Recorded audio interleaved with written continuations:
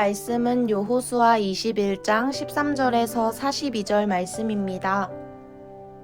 제사장 아론의 자손에게 준 것은 살인자의 도피성 헤브론과 그 목초지 이후 또 림나와 그 목초지와 얏딜과 그 목초지와 에스드모아와 그 목초지와 홀론과 그 목초지와 드빌과 그 목초지와 아인과 그 목초지와 유다와 그 목초지와 베세메스와 그 목초지이니 이 두 지파에서 9성읍을 냈고 또 베냐민 지파 중에서는 기브온과 그 목초지와 게바와 그 목초지와 아나돗과 그 목초지와 알몬과 그 목초지 곧 4성읍을 냈으니 제사장 아론 자손의 성읍은 모두 13성읍과 그 목초지들이었더라. 레위 사람인 그앗 자손 중에 남은 자들의 가족들 곧 그앗 자손에게는 제비 뽑아 에브라임 지파 중에서 그 성읍들을 주었으니 곧 살인자의 도피성 에브라임 산지 세겜과 그 목초지 이후 또 게셀과 그 목초지와 깁사임과 그 목초지와 베토론과 그 목초지이니 4성읍 이후 또 단지파 중에서 준 것은 엘드게와 그 목초지와 기쁘돈과 그 목초지와 아얄론과 그 목초지와 가드림몬과 그 목초지이니 4성읍 이후 또 므낫세 반지파 중에서 준 것은 다아낙과 그 목초지와 가드림몬과 그 목초지이니 2성읍이라. 그앗 자손의 남은 가족들을 위한 성읍들은 모두 10성읍과 그 목초지들이었더라. 레위 가족의 게르손 자손에게는 므낫세 반지파 중에서 살인자의 도피성 바산골란과 그 목초지를 주었고 또 부에스드라와 그 목초지를 주었으니 2성읍이요. 이사갈 지파 중에서는 기시온과 그 목초지와 다브랏과 그 목초지와 야르뭇과 그 목초지와 엔간님과 그 목초지를 주었으니 4성읍이요. 아셀 지파 중에서는 미살과 그 목초지와 압돈과 그 목초지와 헬각과 그 목초지와 르홉과 그 목초지를 주었으니 4성읍이요.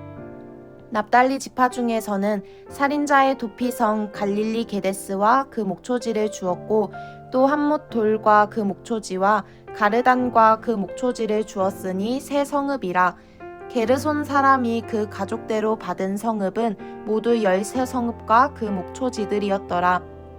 그 남은 레위 사람 무라리 자손의 가족들에게 준 것은 스불론 지파 중에서 용느암과 그 목초지와 가르다와 그 목초지와 딥나와 그 목초지와 나할랄과 그 목초지이니 4성읍이요.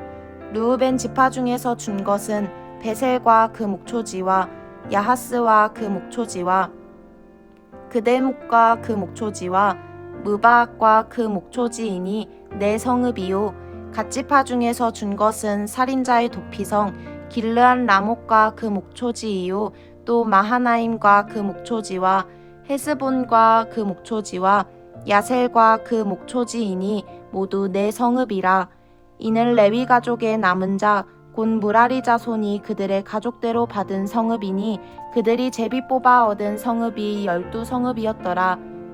레위 사람들이 이스라엘 자손의 기업 중에서 받은 성읍은 모두 48성읍이요 그 목초지들이라. 이 각 성읍의 주위에 목초지가 있었고 모든 성읍이 다 그러하였더라. 아멘. 오늘 새벽 배송 말씀은 흩으시는 분도 하나님, 책임지시는 분도 하나님입니다. 하나님께서는 이스라엘의 모든 지파에게 땅을 나누어 주실 때 유독 한 지파, 레위 지파에게는 모여 살 땅을 주지 않으셨습니다. 대신 레위 지파를 이스라엘 전역으로 48개의 성읍으로 흩어 놓으셨습니다. 이것은 이스라엘 전체를 지키시기 위한 하나님의 치밀한 영적 전략이었습니다. 오늘 본문은 모든 이스라엘 지파의 가나안 땅 분배를 마치고 마지막 레위 지파의 땅 분배에 대해 다루고 있습니다. 오늘 본문을 살펴보면 레위 지파는 도피성, 성읍, 목초지를 받았음을 알 수 있습니다. 도피성은 당시 죄를 지은 사람들이 생명을 보호받을 수 있는 곳이었습니다. 레위인들이 전국에 흩어져 있었다는 것은 하나님의 긍휼과 용서의 손길이 이스라엘 어디에서나 가까이 있었다는 뜻이었습니다.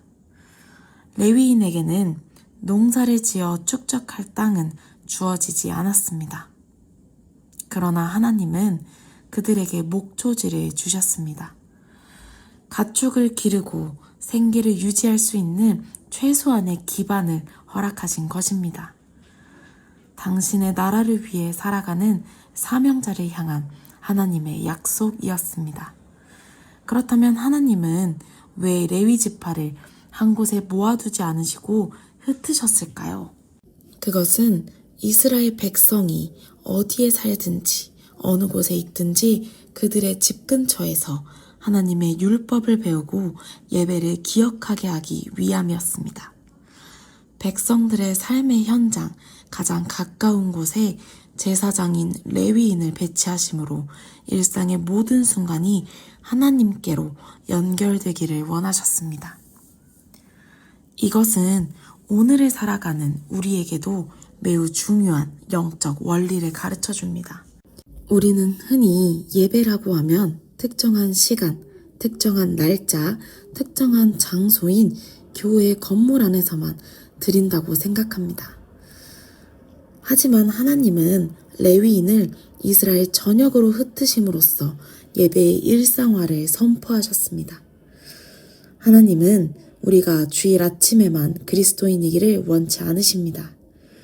우리가 발을 딛고 살아가는 가정에서, 치열한 직장 속에서, 아이들이 자라나는 학교 현장 속에서 하나님의 법이 선포되고 예배의 향기가 나기를 원하십니다. 그래서 하나님은 오늘 우리를 각자의 삶의 자리로 흩으셨습니다.